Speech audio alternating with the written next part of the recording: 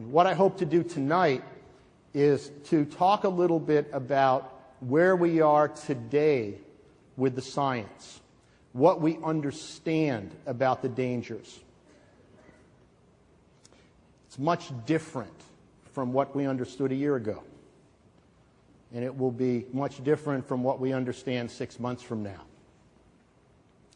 So what I'd like to do first, to give you some context for what I'm going to be talking about, is to direct your attention to the two screens. I bet you thought that was just psychedelic film. Well, actually, what that is animation of the life of a cell. And while you're listening to me today, that stuff is going to actually occur hundreds of thousands of times in each of your bodies. Now, a couple of things I would like to point out. And the first is that when everything is working right, the body is an enormously beautiful machine. But when things are not working right, we have disease. And there are a couple of things here that I would like to have you focus on and remember so that I can refer to them during the talk. Okay, these things here, those are microtubules. See those little connections between those two cells? Those are microtubules. And when everything is working right in a cell, you have two types of communication that occurs between cells. And as Alfred eloquently mentioned this afternoon, you have cells that communicate and talk to each other. And when they talk to each other and work together, they form a tissue. And when you have tissues that talk together and work together, you have organs. And when you have organs and tissues that talk together and work together, you have an organism. And we as human beings are an organism. And it is all based on the ability of cells to be able to communicate with each other.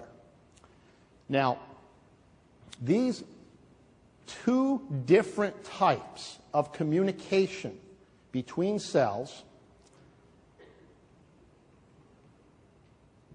involve microtubules and gap junctions. Now, microtubule communication is instantaneous energy communication. It occurs at the speed of light. That's why when you stub your toe in the night, you feel it instantaneously. That is because there is instantaneous speed of light energy communication going through microtubules from your toe to your brain and back to your toe. Instantaneously. So microtubule communication is the energy communication. Now, when things work properly, what happens is that the microtubule communication occurs first. And it tells the surrounding cells that something needs to be done working together. Something needs to be done. The microtubule communication is instantaneous, and the something that needs to be done is communicated through something called gap junctions. And that communication is chemical, and it's slower, and it's the big job communication. So microtubule communication occurs first, and then the big job gap junction communication occurs second. Now, you can turn that off now. Subtle energy interventions operate at the microtubule level. They operate at the microtubule level. So that what Alfred was talking about earlier today with the energy resonance technology, the target is microtubule communication. And when things are working right, if microtubule communication is efficient then gap junction communication follows behind it. So if you handle microtubule communication, now you're handling everything that follows. That's when everything is working correctly. The difficulty is that with energy systems that go from cells through tissues, through organisms, the biofield, and you have external energies that compete or interfere, things are not going to be working properly. Now, over the past 20 years, scientists from around the world have studied very precisely what happens in the electromagnetic spectrum in terms of mechanisms of harm to organisms like human beings. It turns out that all electromagnetic radiation is not created equal. There are at least 3 different effect windows that operate through different mechanisms. One effect window has to do with extremely low frequency radiation, the type of radiation that comes from electric power lines, the type of radiation that you have in leakage in your home. And the mechanism of harm there is direct magnetic influence. At the other end of the spectrum, you have another window that occurs with ionizing radiation, X-rays and gamma rays. The mechanism there is high energy breaking of chemical bonds, so that in the ionizing radiation part of the spectrum, there's so much energy that it can directly break DNA and other chemical bonds. Now, because we have understood those 2 effect windows for almost 100 years, the assumption was made that radio frequency radiation was going to operate through the same mechanisms. That is why in the early 1980s, when cell phones were first introduced in Europe in 1981, in the United States in 1984, they were exempted from pre-market safety testing. And the reason was because the industry convinced the government regulatory authorities that the mechanisms of harm from radio frequency radiation were direct magnetic or ionizing. And based on that, cell phones and subsequent wireless technology went into the marketplace never having been tested for safety. Never having been tested for safety. Now, in the ensuing years, everything was fine with that decision until Larry King Live ran a show with a fellow by the name of David Reynard, whose wife had died of a brain tumor, and she was pregnant. And during her pregnancy, he bought her a cell phone. And her surgeon, David Perlmutter, believed that the tumor was related to her cell phone use, because the tumor was a very unusual tumor called a neural epithelial tumor. It was a type of tumor that started on the outside of the head and grew inward. He had never seen one of those before. So that he went on the Larry King Live show with her X-rays and showed that the pattern of her tumor was the pattern of where the antenna from the cell phone was. Now, the next day, Motorola stock went down by a few points. And 2 days later, the industry held a big press conference. And at that press conference, they reassured the public in no uncertain terms that there were literally thousands of studies that had been done to prove that cell phones were safe and that there was nothing to worry about. And the media said, well, that's good news. Where are the studies? And they didn't have any. And they tried to show the media studies of microwave ovens. And even the media could figure out that you don't put a microwave oven next to the side of your head. So what happened was congressional hearings were called for. And during those congressional hearings, it became clear that cell phones had not been tested for safety, that we had no idea whether or not they were indeed safe. There were 15 million Americans and about 50 million people at the time around the world using cell phones, and we had a problem. So the industry stepped up to the plate and said, we'll put what became $28.5 million into a research fund. And that research fund will be used to study the safety of cell phones. And the deal was that if the government doesn't regulate us until the research is done, then we have a deal. And of course, that deal was struck. This big program was put together. I was the person who they gave the $28.5 million to. We went forward and did work. Now, let's jump ahead to today.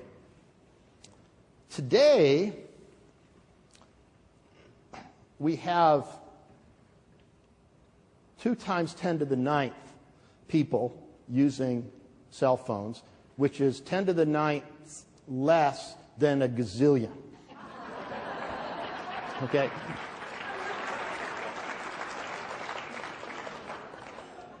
So it's a whole bunch of people. Where's John Williams? You'll get there, partner. Don't worry. So we have 2 billion people now using a technology that we don't yet understand completely about safety. Now, what we know is that radio frequency radiation is unlike any other type of radiation that the human organism has ever seen. So that we have not been able to adapt a compensation mechanism to protect us from electromagnetic radiation. And that is electromagnetic radiation in all 3 effect windows. What we know is that most wireless communication has carrier wave frequencies in the 1900 to 2000 megahertz range. Now, your heart beats at 2 hertz, 2 cycles per second. 1900 megahertz is 1900 million cycles per second.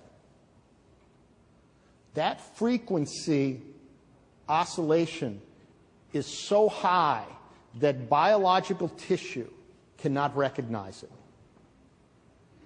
So that on that basis, radio waves in and of themselves simply pass through human being without doing damage. The problem is that those radio waves don't exist in nature, and the only way they exist in real life is with information on them. With information on them. Now, when I was a young boy, my mother had a clothesline that was on pulleys.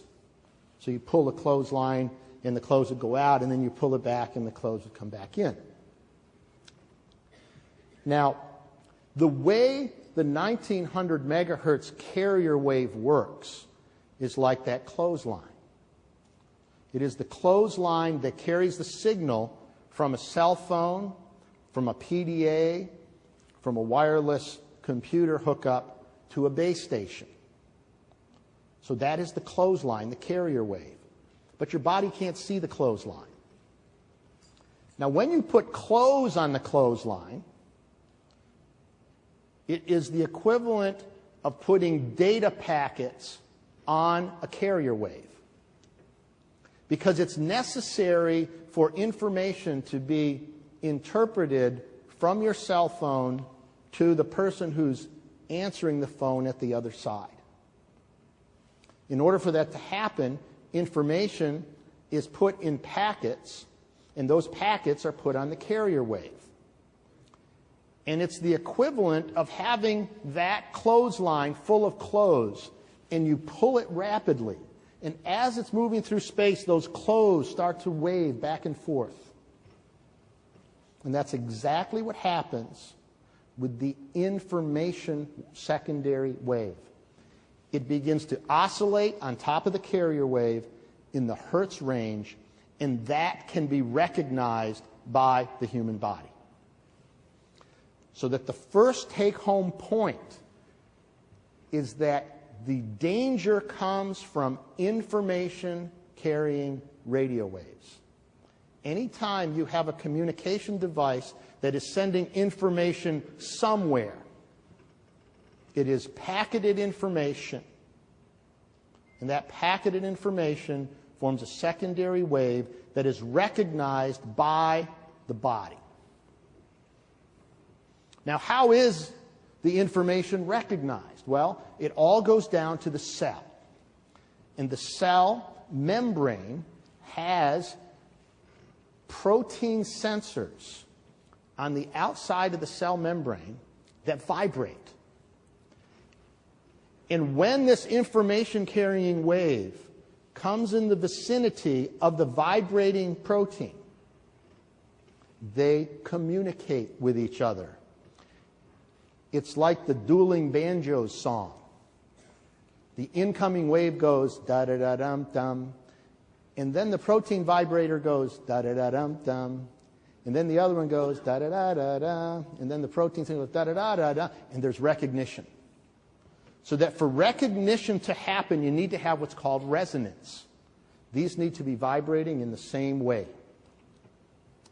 But once the recognition happens, the cell membrane has to interpret whether this is good information or bad information. And it has no experience with information carrying radio waves. So it interprets it as a foreign invader. So that you have this recognition on the cell membrane that occurs in milliseconds, just like that. It takes about 3 to 5 seconds for the interpretation to happen. The cell membrane trying to figure out whether this is good or bad. And it always interprets it as bad. Because it doesn't know what it is. Because those information-carrying radio waves do not exist in nature. And when the cell membrane recognizes this as bad, it sends a message to surrounding cells through the microtubules. It says, we're under attack. We're under siege. Protect yourself. We're going to protect ourselves. And one of the things that the cell membrane does is send a message that results in closing down active transport channels in the cell. And we call that hardening of the cell membrane. The permeability of the membrane is compromised. Nutrients cannot get in the cell. Waste product cannot get out of the cell. Now, because nutrients cannot get into the cell loses energy. So the cell becomes energy deficient. And when the cell is energy deficient, it's not able to communicate through microtubules. The reason is because microtubule communication is like sending a laser. It's instantaneous light energy. It takes a lot of power, a lot of energy to push that signal through the microtubule so that the intercellular communication, the rapid intercellular communication, gets shut off. So now the cells are not able to talk to each other. And when the cells are not able to talk to each other, the tissues are not able to be efficient. And the organs are not able to be efficient. And the organism gets sick. And that's why when you intervene with a subtle energy intervention, immediately you get a positive response because the intercellular communication is restored, because the subtle energy comes in and it vibrates on the microtubules. Now, the microtubules are usually full of water. Now, in order for there to be communication, energy communication, the microtubule has to contract and expand. It has to go like that. And when that happens, there's a little hole in the water channel. And that's where the signal goes. Now, when you bring in the subtle energy from the outside, it causes the microtubule to go, and that's what restores the intercellular communication. Now, the other thing that happens is that waste product can't get out of the cell. So now you have a buildup of waste, and in that waste you have free radicals. Now, free radicals are interesting. I trust I'm not the only person in the audience who participated in the 60s. Has nothing to do with whether I inhaled or anything like that. And a free radical always likes a party. A free radical will always go where the action is. And inside the cell, the action happens at the mitochondria. The mitochondria are always having a party. That is where all of the energy from the cell is developed. It's the respiratory center of the cell. So what happens is these free radicals go to the mitochondria. They crash the party. And when that happens, the mitochondria, whose job it is to provide energy for the cell, becomes further compromised. So energy in the cell goes down more. Now, the other thing that happens is that inside the cell, you have something called messenger RNA. Now, messenger RNA is part of the genetic material. And what the messenger RNA does is it floats around in the cell, and it just is sort of like the bouncer at a party. Want to make sure everything's going fine. And if it sees something that is not going fine, it folds itself in a certain way so it can carry a message to the DNA. Now, what happens when the cell is under siege and the active transport channels are closed down? The messenger RNA take that information from the inside of the cell membrane, and they take that information to the DNA, both in the nucleus and in the mitochondria. When the messenger RNA comes in and starts to convey that information, it results in a whole bunch of pieces of messenger RNA and DNA to be unbound inside the cell. And when those pieces of messenger RNA and DNA are unbound, they're highly reactive. They are viewed by the free radicals as a party. The free radicals go, and now they disrupt the process of information transfer from the messenger RNA to the DNA. A result of that is the formation of something called micronuclei. And micronuclei are pieces of DNA or messenger RNA that function well enough to form a membrane around themselves.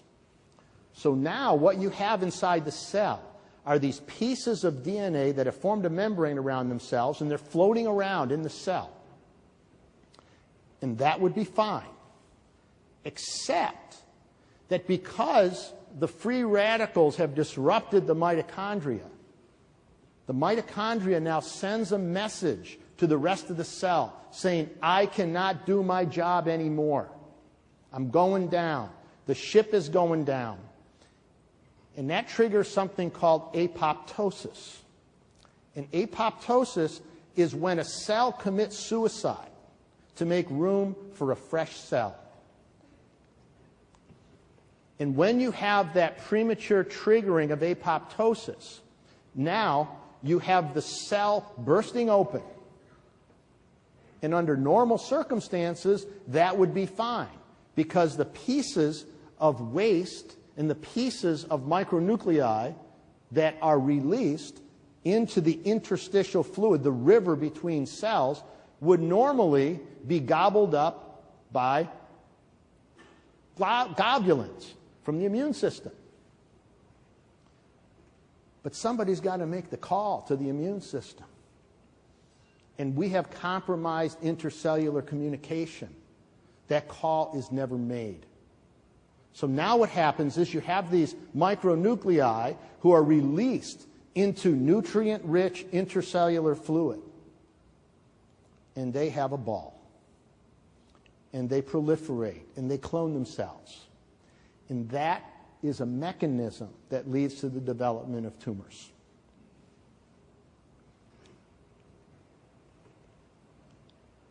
When the intercellular communication is disrupted, depending on when in life that occurs, you have different symptoms. If that occurs in utero, the symptom you have might be autism. And if that occurs during teenage years, the symptom you have might be attention deficit disorder or unexplained anxiety. And if that occurs in very late decades of life, you may have Parkinson's or Alzheimer's disease. So the disruption of intercellular communication leads to all of those clinical conditions.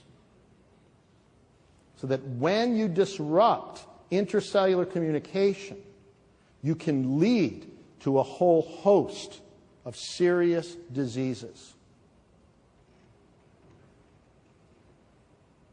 But the situation is worse than that. Because what happens is that depending on where the cell is in its life cycle, it may not trigger premature apoptosis. The message from the messenger RNA goes to the DNA and says, we're under siege. Close down those active transport channels. And instead of the mitochondria triggering apoptosis, the cell goes through normal mitosis, which is normal cell division. And when that happens, the genetic material that was changed by the messenger RNA goes to the daughter cells. So now you have daughter cells that think that they're under siege.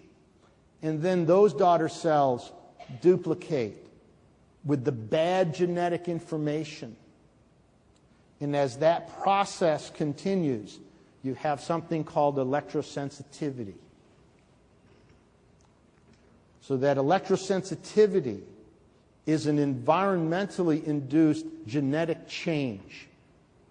And when a person is electrosensitive, they will react in an allergic manner to any exposure to an electromagnetic field.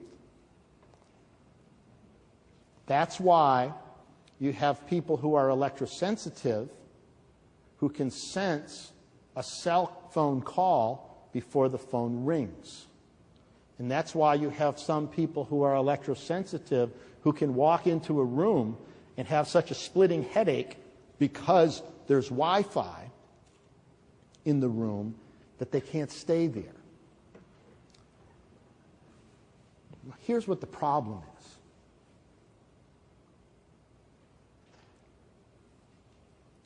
We run a registry in the Safe Wireless Initiative, and that registry is there to collect symptoms from people who believe they have been harmed by cell phones or other sources of electromagnetic radiation. When we began the registry in 2002, we had 1 million people visit the registry within the first 2 months. And almost all of the complaints had to do with cell phones. Almost all of them had to do with cell phones. In the past 6 months, almost all of the complaints in our registry have to do with electrosensitivity.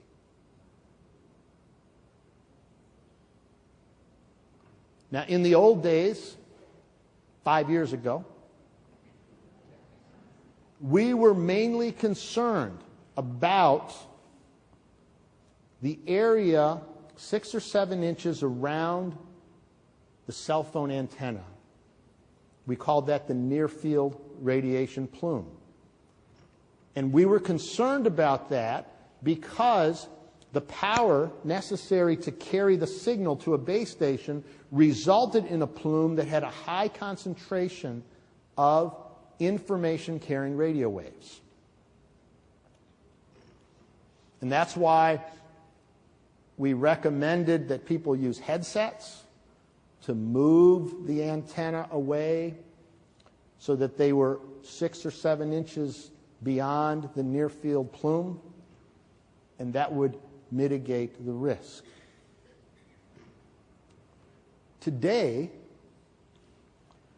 in most major cities in the world, the difference in concentration of information-carrying radio waves in the area right next to the cell phone antenna and the background is almost not discernible. In some places like Toronto, in the last 5 years, the concentration of information-carrying radio waves has increased 500,000 times. Now, in that effect window, where we have in milliseconds recognition and then in 3 to 5 seconds interpretation of harm, and then in 30 seconds to a couple of minutes the process of shutting down active transport, in that window there is no threshold. What that means is that there is no safe level of exposure to information-carrying radio waves. In the lower window, where you're talking about the electromagnetic fields, the extremely low frequency coming from electrical outlets, there is a threshold. And up at the high window, where you have X-rays and gamma rays, there is a threshold, meaning that there is a level of exposure where the body's compensation mechanism is greater than the amount of damage done. But in the RF effect window, there is no safe level. That means that if you have one cell exposed to an information-carrying radio wave, it goes through that process of recognition, interpretation, and going through the process of self-preservation and protection. There is no safe level. Now,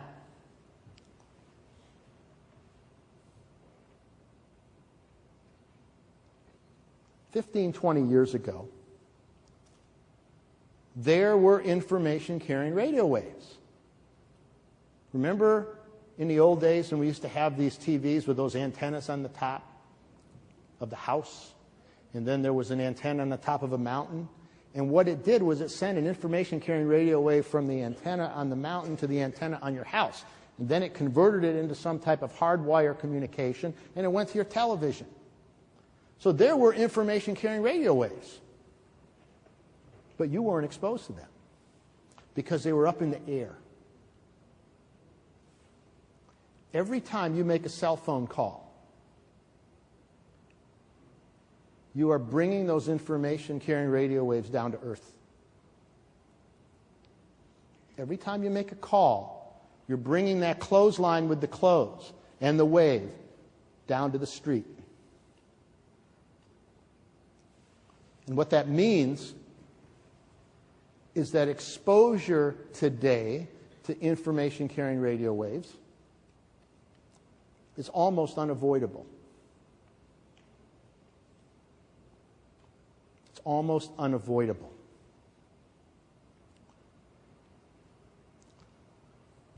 Now,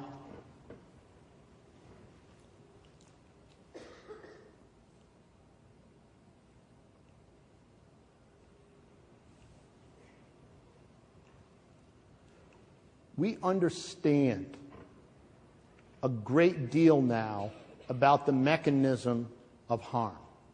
We understand that there are 3 windows. We understand that the RF window, there's no threshold. We understand that the problem is triggered initially by something that happens at the cell membrane level. We understand that the disruption of intercellular communication is something that happens secondarily to that recognition. We understand that if that damage continues, that it changes the genetic material of the cell. And it carries it on to daughter cells. And that's why we have electrosensitivity, and that's why we have autism, and that's why we have those other self-propagating conditions. Now,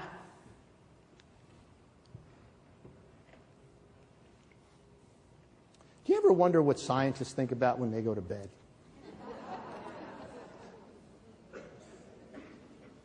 Well, it isn't what you think. We go to bed wondering about what if we could stop that damage happening at the cell membrane level? And what if we could restore all of that intercellular communication? And if we can do that, then we can reverse the damage. We can stop the damage. And wouldn't it be great if you could prove it?